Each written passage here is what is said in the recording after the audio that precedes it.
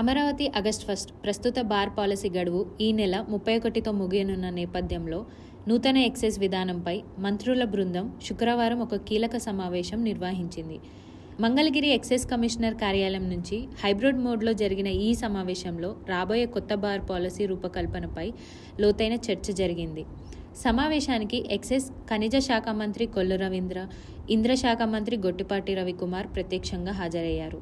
ఆహారం, పౌర సరఫరాలు, వినియోగదారులు వ్యవహారాల శాఖ మంత్రి నాందెండ్ల మనోహర్, సర్ఫ్ మరియు ఎన్ఆర్ఐ శాఖ మంత్రి కొండపల్లి శ్రీనివాస్, ఆరోగ్య కుటుంబ సంక్షేమ వైద్య విద్య శాఖ మంత్రి సత్యకుమార్ యాదవ్ వర్చువల్గా సమావేశంలో పాల్గొన్నారు. ఈ సందర్భంగా ఎక్సైజ్ డైరెక్టర్ నిశాంత్ కుమార్ ప్రస్తుతం అమల్లో ఉన్న 2022 నుంచి 2025 బార్ పాలసీపై సమగ్రంగా వివరించారు.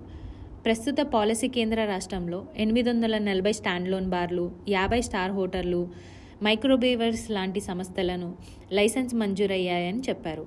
అలాగే 44 బార్ లైసెన్స్ గడువు ముగిసిన తర్వాత రెన్యువల్ కాలేదని తెలియజేశారు. పక్కటి రాష్ట్రాలైన తెలంగాణ, కర్ణాటక, తమిళనాడు, మహారాష్ట్ర, ఉత్తరప్రదేశ్, రాజస్థాన్ మరియు కేరళ బార్ విధానాలపై పాలసీలు కూడా ఈ సమావేశంలో చర్చకు వచ్చాయి. సాధారణ పరిపాలన ఎక్సైజ్ శాఖ ముఖ్య కార్యదర్శి ముఖేష్ కుమార్ మీనా వివిధాల సంఘాల నుంచి వచ్చిన అభిప్రాయాలు మంత్రులకు తెలిపారు.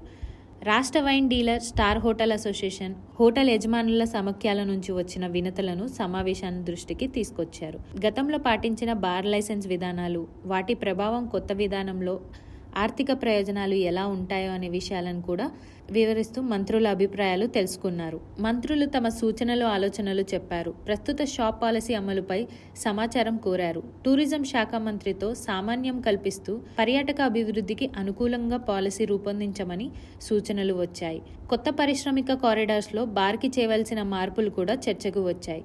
యువ పారిశ్రామికవేత్తలు కొత్తగా రంగంలోకి రావడానికి ప్రోత్సహించే విధానాలు తీసుకురావాలని అభిప్రాయాలు వ్యక్తమయ్యాయి. ఈ సూచనల ఆధారంగా బార్ పాలసీ తదుపరి రూపం ఇవ్వడానికి ఎక్సైజ్ శాఖ మంత్రిగా ఆలోచించి పాలసీ రూపకల్పన ముందుకు తీసుకెళ్దామని ముఖేష్ కుమార్ మీనా తెలిపారు. తదుపరి సమావేశంలో నూతన విధానాన్ని సమీక్షించి తుది నిర్ణయం తీసుకోవాల్సి ఉందన్నారు.